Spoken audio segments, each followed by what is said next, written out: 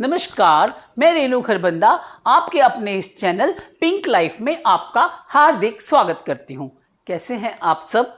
आप सब स्वस्थ होंगे, सेफ होंगे और मेरी यही कामना है कि आपकी life pink pink and perfect बनी रहे।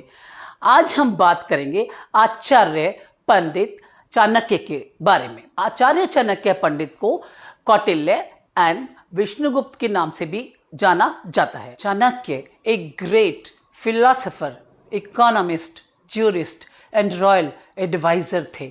उन्हें बुद्धि के देवता के नाम से भी जाना जाता था।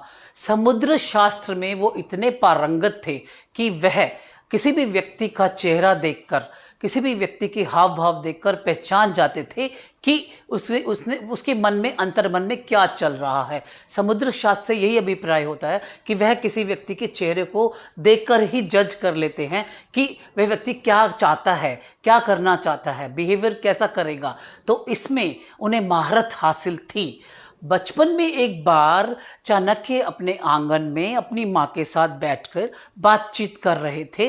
तभी वहाँ पर एक ज्योतिष आए।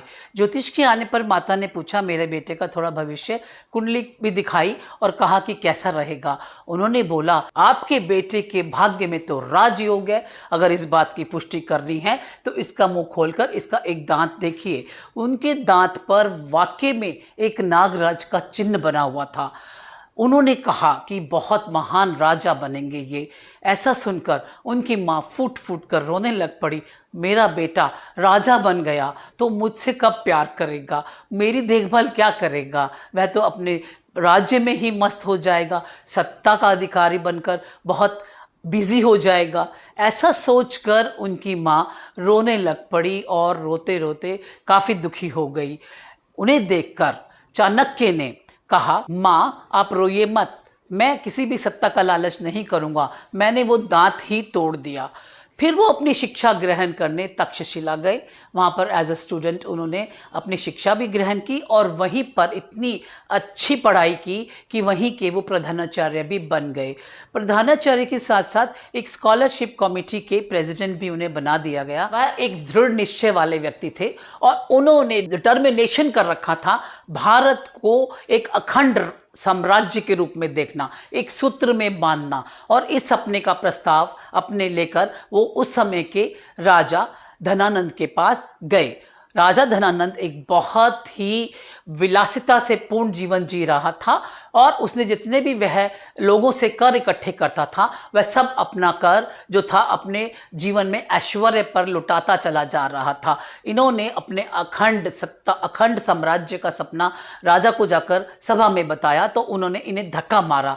धक्का मारते ये गिर गए, इनकी अपनी शिखा खुल गई। उन्होंने इसे बहुत अपमान महसूस किया और वही अपमान इनका एक संकल्प में बदल गया कि मैं अपने इस स्वप्न को अधूरा नहीं छोड़ूंगा और ये अपनी शिखा को तब तक नहीं बांधूंगा जब तक मैं उस साम्राज्य को एक सूत्र में नहीं कर लेता। भारत को अखंड साम्राज्य स्थापित होने के बाद ही मैं इसे बांधूंगा।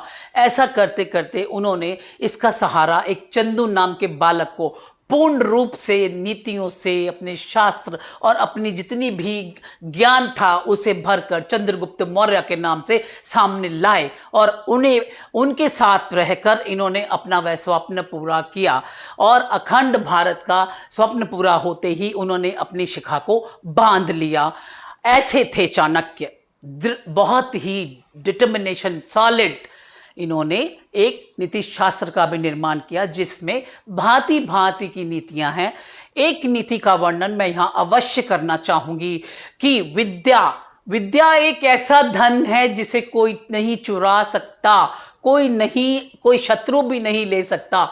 राजा जितने मर्जी साम्राज्य बना ले, राज्य जीत ले, धन दौलत इकट्ठी कर ले, कभी ना कभी ये नष्ट हो सकता है। लेकिन विद्या एक ऐसा धन जिसे कोई नहीं चुरा सकता। ज्ञानी व्यक्ति के पास उसका ज्ञान हमेशा उसके अंदर समाहित रहता है और कहीं भी नहीं जा सकता।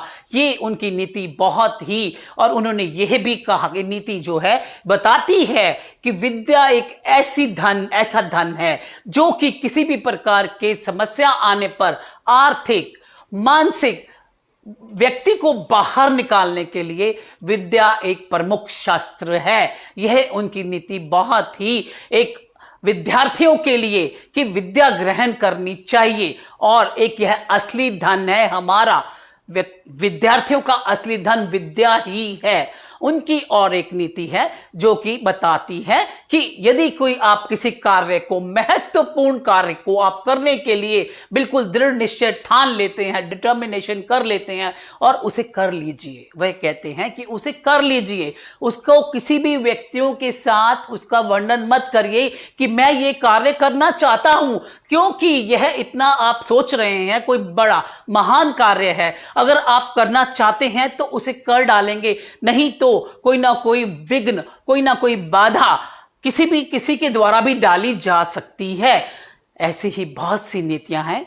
मैं अपने आने वाली वीडियोस में कोशिश करूंगी कुछ महत्वपूर्ण, इंटरेस्टिंग जो उनकी नीतियां हैं उनका वर्णन करती रहूं।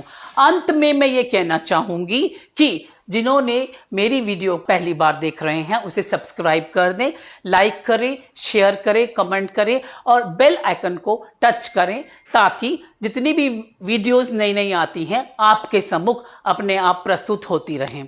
आपको ये मेरी वीडियो कैसी लगी ये जरूर बताइए कमेंट सेक्शन में, और कैसा रहा आपका ये वीडियो का सफ़र। धन्यवाद। Stay blessed.